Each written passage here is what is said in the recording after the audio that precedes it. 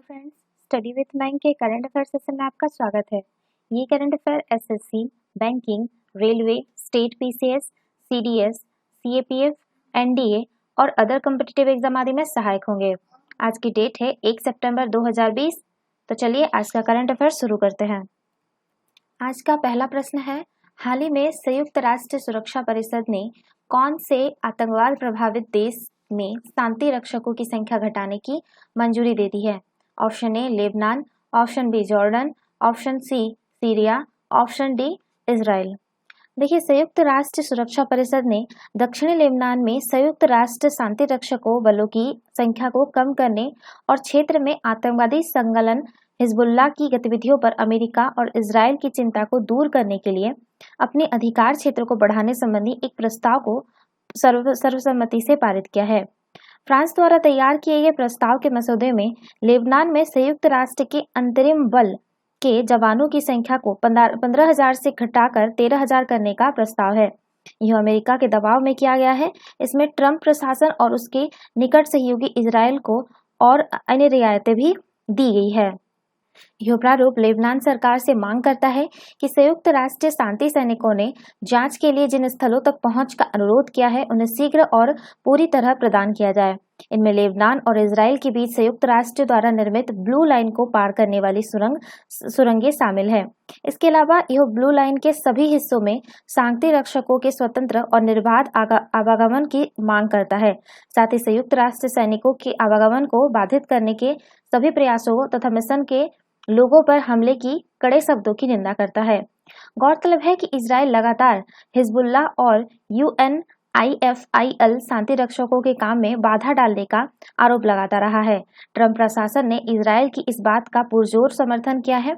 इस बीच अमेरिकी राजदूत केली क्राफ्ट ने एक बयान में कहा था कि आज हम UNIFIL पर काउंसिल के निर्भर रहने और ईरान तथा उसके सहयोगी आतंकवादी संगठन हिजबुल्लाह के बढ़ते तथा अस्थिर प्रभाव के लंबे इतिहास पर रोक लगाते हैं।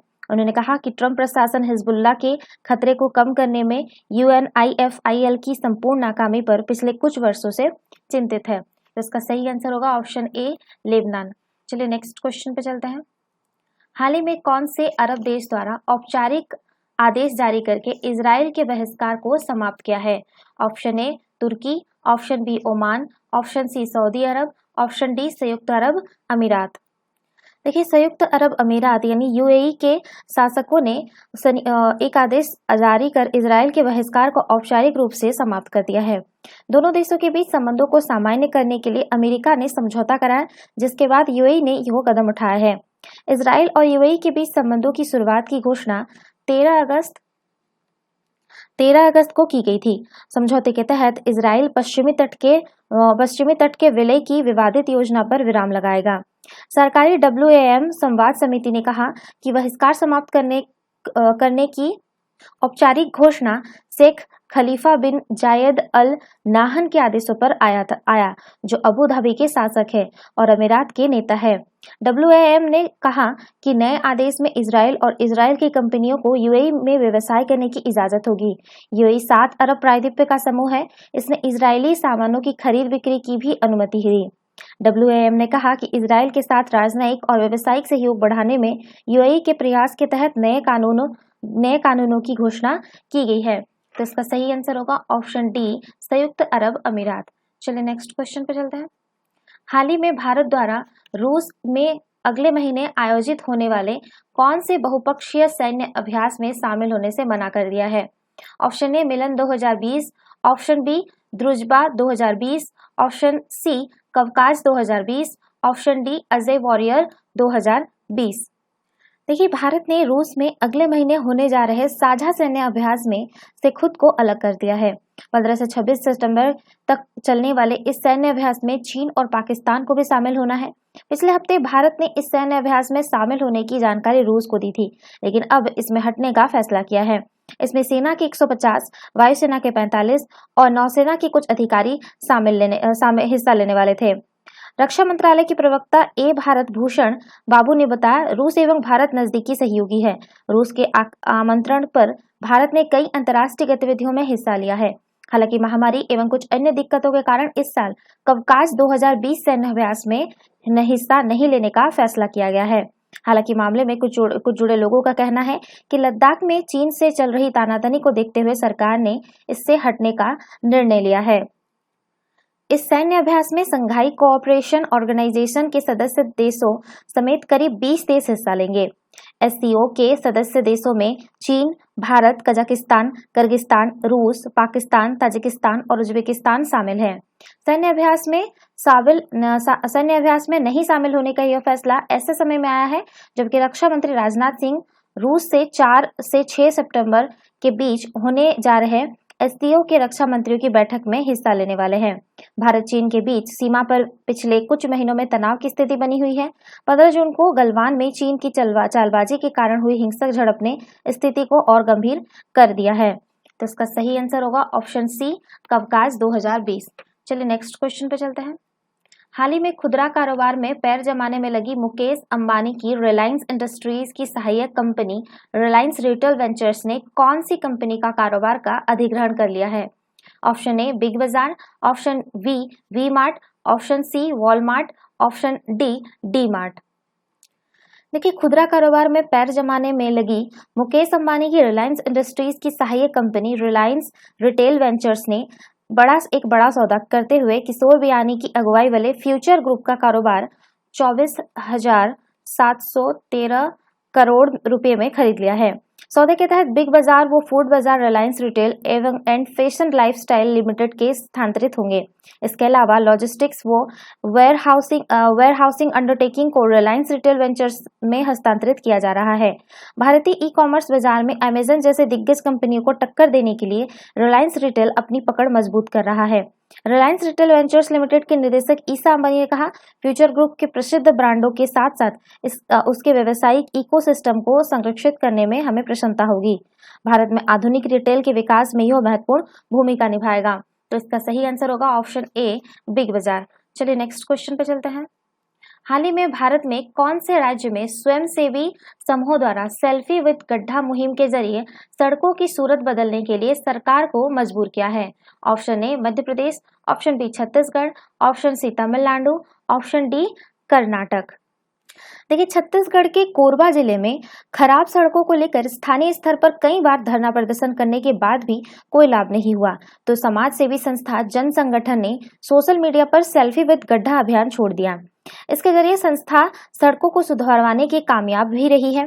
पिछले 3 वर्षों में खराब सड़कों के कारण मौत और दुर्घटना से आहत पूरे जिले के लोगों ने संस्था की अपील पर सेल्फी खींचकर सार्वजनिक करनी शुरू कर दी। स्थानीय सहयोग से गड्ढे भी भरे। शासन पर दबाव बनाने के लिए सर्वश्रेष्ठ फोटो के लिए पुरस्कार की घोषणा की गई। इस अनोखी प्रतिस्पर्धा में 3500 तस्वीरें पहुंच चुकी है। जिले की खराब सड़कों की सामने आई तस्वीरें जिम्मेदार लोगों को जगाने में कारगर हथियार भी बनी है। कलेक्टर किरण कौशल ने नगर निगम, लोक निर्माण विभाग, national highway authority of India के अधिकारियों को बुलाकर 3 दिन के अंदर बड़े गड्ढों को भरने के निर्देश दिए हैं। तो इसका सही आंसर होगा ऑप्शन बी छत्तीसगढ़। चलिए नेक्स्ट क्वेश्चन पर चलते हैं। हाल ही में भारत के कौन से भारतीय प्रौद्योगिकी संस्थान द्वारा गणित और विज्ञान की ऐतिहासिक पुस्तकों को संस्कृत भाषा में पढ़ाने के लिए एक नए पाठ्यक्रम की शुरुआत की गई है? Option A IIT Kharagpur, option B IIT Madras, option C IIT Indore, option D IIT Kolkata. देखिए, भारतीय प्रौद्योगिकी संस्थान इंदौर ने गणित और विज्ञान की ऐतिहासिक पुस्तकों को संस्कृत भाषा में पढ़ाने के लिए एक नए पाठ्यक्रम की शुरुआत की है। संस्थान के एक अधिकारी ने बताया कि understanding classical scientific text of India in immersive Sanskrit environment शीर्षक पाठ्यक्रम शुरू किया गया है। इसका मकसद मौजूदा पीढ़ी को प्राचीन ज्ञान से अवगत कराना है। उन्होंने कहा कि अखिल भारतीय तकनीकी शिक्षा परिषद प्रायोजित गुणवत्ता सुधार कार्यक्रम की शुरुआत 22 अगस्त से हुई थी और यह 2 अक्टूबर तक चलेगा। तो इसका सही आंसर होगा ऑप्शन सी आईआईटी इंदौर। चलिए नेक्स्ट क्वेश्चन पे चलते हैं। हाल ही में अमेरिका में 2019 में पढ़ रहे विदेशी छात्रों के संबंध में प्रवासी छात्रों के संदर्भ में कौन सी संस्था द्वारा एक रिपोर्ट जारी की गई है? Option A student and exchange visitor programme, option B Catholic विश्वविद्यालय of America, option C America विदेश मंत्रालय, ऑप्शन डी स्टैनफोर्ड विश्वविद्यालय। देखिए, अमेरिका में 2019 में पढ़ रहे विदेशी छात्रों में से 48% चीनी, ये है चाइना और इंडिया के, ठीक है, चाइना और इंडिया के विद्यार्थी हैं। अमेरिका में प्रवासी छात्रों पर student and exchange visitor programme द्वारा इस रिपोर्ट में ये जानकारी दी गई है। अमेरिका में अंतर्राष्ट्रीय गैर प्रवासी छात्रों और एक्सचेंज कार्यक्रम के तहत आने वाले विद्यार्थियों पर जानकारी रखने वाली वेब आधारित प्रणाली सेविस के रिकॉर्ड के अनुसार 2019 में F1 और M1 वीजा वाले विदेशी छात्रों की संख्या 12.2 लाख थी। इसमें 2018 में 1.7% की कमी आई। अमेरिका में किसी कॉलेज या विश्वविद्यालय में किसी एकेडमिक कार्यक्रम में भाग ले रहे अंतर्राष्ट्रीय छात्रों को F1 वीजा जारी किया जाता है, जबकि M1 वीजा व्यावसायिक संस्थानों तथा तकनीकी संस्थानों में पढ़ने वाले विदेशी छात्रों के लिए होता है। तो इसका सही आंसर होगा option A, student and exchange visitor programme. चलिए नेक्स्ट क्वेश्चन पे चलते हैं। हाल ही में भारतीय रेलवे द्वारा पूर्वोत्तर के कौन कौन से राज्यों की राजधानियों को 2023 तक रेल लाइनों से जोड़ने की घोषणा की गई है? ऑप्शन ए, त्रिपुरा, मिजोरम और मणिपुर। ऑप्शन बी, अरुणाचल प्रदेश, असम और नागालैंड। ऑप्शन सी, मणिपुर, मिजोरम और नागालैंड। ऑप्शन डी, मिजोरम, नागालैंड और सिक्किम। देखिए, उत्तर पूर्वी राज्यों कि 8 में से 6 राजधानियां 2023 तक भारतीय रेलवे के नक्शे पर आ जाएगी। North east frontier railway Assam, Tripura और अरुणाचल प्रदेश की राजधानियों को पहले ही ट्रेन सेवा से जोड़ चुका है। अब मणिपुर, मिजोरम और नागालैंड की राजधानियों को भी रेलवे से जोड़ने के लिए एक ट्रैक बिछाया जा रहा है। इस काम को मार्च 2023 तक पूरा कर लिया जाएगा।